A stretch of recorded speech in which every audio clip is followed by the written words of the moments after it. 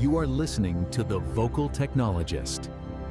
Spoken tech for your ears. Okay, so if you're building something ambitious right now, doesn't matter if you're a first-time founder or, scaling some Series D behemoth, it feels like the rule book just got completely shredded and rewritten in the last, 18 months? Oh, absolutely. It's not just like a slight change. It's a fundamental restructuring. How values define who's getting the checks, even how many actual humans you need. Yeah, and that speed, the sheer pace of it all, Yeah. that's the killer variable, isn't it? It really is. We've been digging through a pile of the latest intel, really focusing on the big shifts, Yeah. capital strategy, the crazy leverage you get from AI now, and, well, the new playbook for building and keeping a top-tier team. Exactly. Think of this as your crucial briefing for what's happening right now. If you happen to follow my stuff over on Vocal Technologist, we love digging into where the tech meets the strategy. Our aim here is simple. Help you cut through the noise, understand what's happening, why it actually matters to you, and how you can maybe use it. Yeah.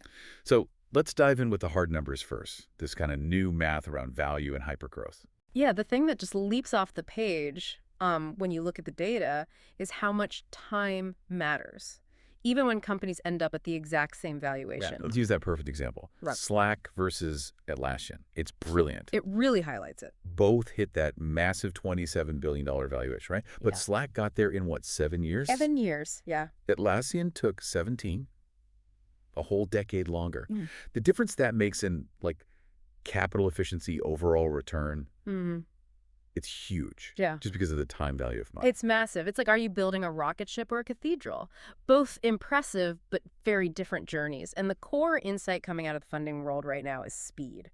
Rapid scale is the driver for those outsized returns. So getting to that $1 billion in revenue faster is where the real value creation happens. Precisely. And you see it in the current growth rates. I mean, look at OpenAI. At the $1 billion revenue mark, they're reporting, 400% growth? It's staggering. Yeah, 400%. Compare that to Snowflake. Everyone hailed them as this massive success, right?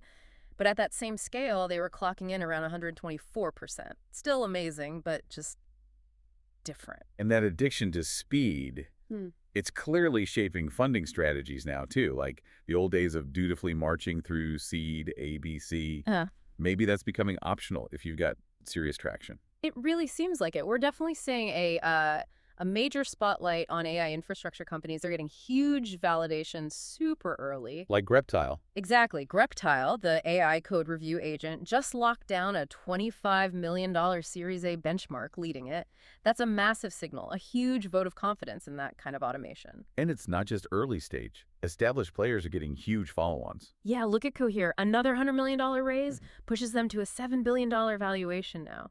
And a big part of that story is their strategic partnership with AMD. But the most aggressive signal, the one that really screams market pull, had to be Dreadnought, right? Oh, Dreadnought is fascinating. They just skipped the middle steps entirely, straight from pre-seed to a $14 million Series A. How'd they pull that off? Basically, raw customer demand, plus some smart strategic angel investments. They just bypass the traditional VC path. It's like they're saying, look, we don't need the validation stage gate. We've already got the customers paying us. But that kind of speed, that hypergrowth focus, it eventually bumps up against, operational reality, doesn't it? The IPO market, for example. It does, which brings us to NAV.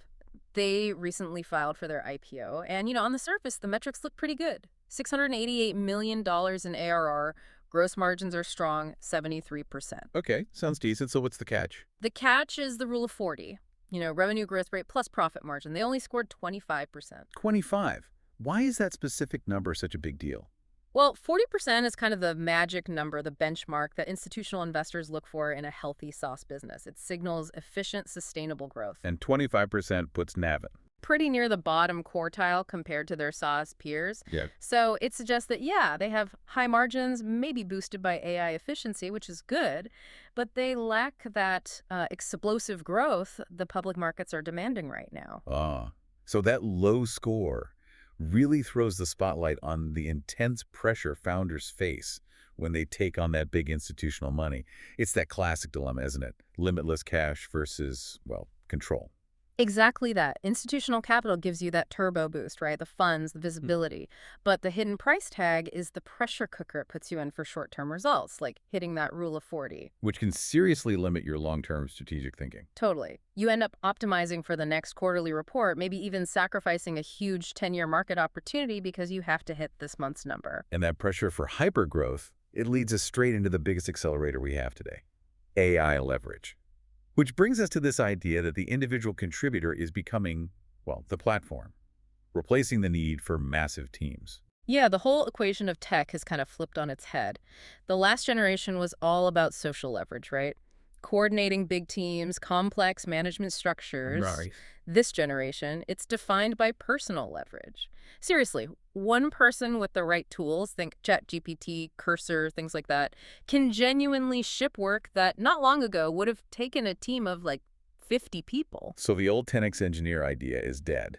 Now it's the 100x individual contributor. I think that's basically it. And the tools making this happen are solving some really fundamental problems with AI implementation, mostly the context problem. Getting the right data into the model. Exactly. LLMs are only as smart as the proprietary data you feed them. And cleaning up messy corporate data is, frankly, a nightmare. So what's helping there? Tools like Firecrawl are becoming essential. It's open source. It basically takes entire messy websites and converts them into clean, LLM-ready markdown or structured data just via a simple API call. It removes that massive data prep bottleneck. Yeah. Okay, so you get the data in, but then AI also becomes the main way people find you, right? Which shifts things again. It does. Brand presence totally changes. That's why we're seeing tools like Reach LLM pop up. They're crucial for like brand defense in this new world. How do they work? They basically audit AI search results across different platforms for your brand and your competitors. They find those high-intent prompts, the exact questions users are asking that you need to optimize for if you want to win the AI answer box. It's like the new SEO is prompt engineering. Okay, this is where it gets really interesting for me. The data point suggesting AI actually shows better judgment in some areas we thought were purely human intuition, like venture capital. The VCBench findings. Yeah, this study is genuinely disruptive stuff. Researchers tested, I think, 9 different LLMs against a big data set, 9,000 anonymized founder profiles. And we know, historically, even the absolute top-tier VCs, the big names, their hit rate for picking winners is pretty low. Less than 6% succeed. Right. So what did the AI do? GPT-4o delivered 3.2 times the baseline precision in picking successful founders from those profiles. It actually edged past the aggregate performance of those Tier 1 VC firms. Whoa, 3.2x better. How is that even possible? Well, it suggests that maybe those patterns for financial success, the signals founders give off in their metrics and profiles, are maybe more quantifiable than we realized. Okay, that's a huge finding, but we need some context here, right? Right. I mean, does that VCBench study account for things like the VC's network? Or the mentorship, the board seat, opening doors? A model can't do that stuff. That's a critical limitation. You're absolutely right. The model is measuring the initial prediction based on quantitative signals, not the qualitative relationship side of venture success, but still, even as a filter, it's incredibly powerful. And we see that same kind of quantitative superiority in technical areas, too. Definitely. Look at Greptile again, the V3 AI code reviewer. It detects 3 times more critical bugs than its previous version. And that's after scanning 500 million lines of code. The machine is just better at spotting certain types of errors. So when you see that power, that AI judgment, the next logical step is, how do you actually use this across a whole company? How do you operationalize it? And the Brex example here is just like a masterclass in doing exactly that. Yeah. Operationalizing AI at scale. What did they do? It's a whole new model for management, really. They fundamentally shifted their operations teams. They went from managing people to managing AI agents. Managing agents, not people. Okay. And the metrics are just, well, they're a glimpse into the future of how companies will run. Customer disputes that used to take maybe 3 hours now take 3 seconds. 3 hours to 3 seconds. That's insane. Isn't it? They fully automated over half of their customer support. And AI handles 100% of their quality assurance. 100%. Which must mean they're hiring completely different kinds of people now. Totally. Their hiring process had to change radically. They now test candidates for AI fluency. They make them show their prompts, not just the final results. Show you're working, basically. But for AI. Exactly. They get that the new entry-level roles aren't just about doing the task anymore. They're about prompt engineering, coaching the agents. If you can't leverage AI effectively, your value proposition just shrinks dramatically. Okay, so that shift from managing people to managing agents, Hmm. it leads perfectly into the final piece: talent, overall strategy, and that crucial founder resilience. Because let's face it, if you get the people part wrong, none of this speed or AI leverage actually works. Couldn't agree more. Let's start with comp. What are we seeing there? Generally, salaries seem to be up, maybe around 5%. High demand roles, like product and engineering, are hovering around the $189,000 mark. So, that's positive for retention. But the equity side of the story is less rosy, especially for people who joined after the 2022 peak. Yeah, that's where it gets tricky. Equity grants are down significantly, maybe 26% below those pre-2022 levels. And here's a stat that really jumped out.